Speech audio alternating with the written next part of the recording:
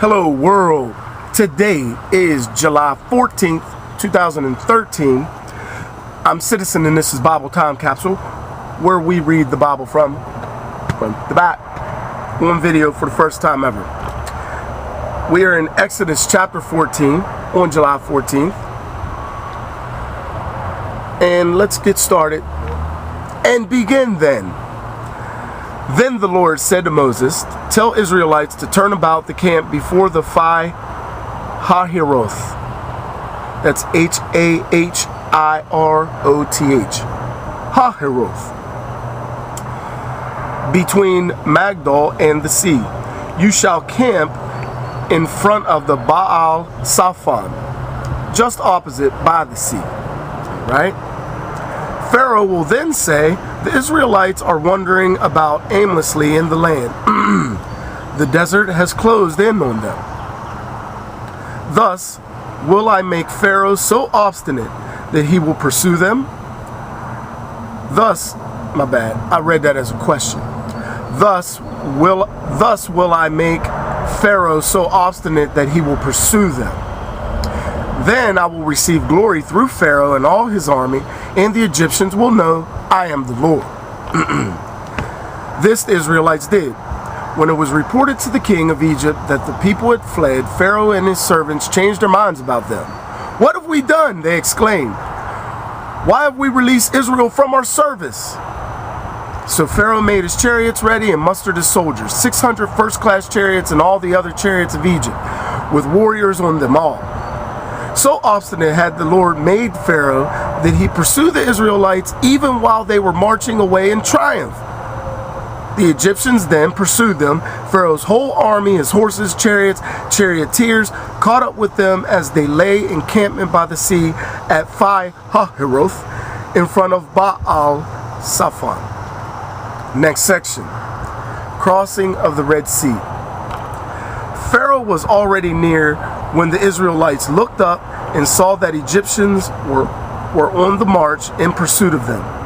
In great fright they cried out to the Lord, and they complained to Moses, "Were there no burial places in Egypt that you had to bring us out here to die in the desert? Why did you do this to us? Why did you bring us out of Egypt? Did we not tell you this in Egypt when we said, 'Leave us alone, let us serve the Egyptians'? Far better for us to be the slaves of Egyptians than to die here in the desert." But Moses answered the people, "Fear not. Stand your ground, and you will see the victory. You will see the victory the Lord will win for you today. The Egyptians whom you see today, you will never see again. The Lord himself will fight for you. You have only to keep still." Then the Lord said to Moses, "Why are you crying out to me? Tell the Israelites to go forward.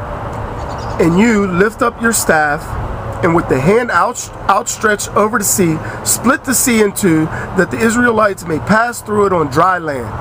But I will make the Egyptians so obstinate that they will go in after them. Then I will receive glory through Pharaoh and all his army, his chariots and charioteers. The Egyptians shall know that I am the Lord when I receive glory through Pharaoh and his chariots and charioteers." The angel of God, who had been leading Israel's camp, now moved and went around behind them. The column of cloud also, leaving the front, took up its place behind them, so that it came between the camp of Egyptians and that of Israel. But the cloud now became dark, and thus the night passed without the rival camps coming any closer all night long. Then Moses stretched out his hand over the sea, and the Lord swept the sea with a strong east wind throughout the night, so it turned into dry land. When the water was thus divided, the Israelites marched into the midst of the sea on dry land, with the water like a wall to their right and to their left. Next section. Destruction of the Egyptians.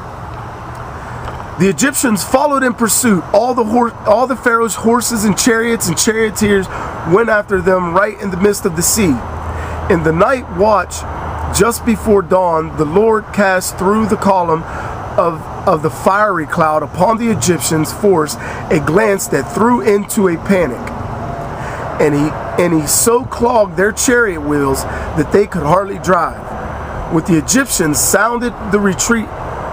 With that, the Egyptians sounded the retreat before Israel, because the Lord was fighting for them against the Egyptians. The Lord told Moses, "Stretch out your hand over the sea, that the water may flow back upon the Egyptians, upon their chariots and their charioteers." So Moses stretched out his hand over the sea, and at dawn the sea flowed back to its normal depth. The Egyptians were fleeing head on toward the sea when the Lord hurled them into its midst.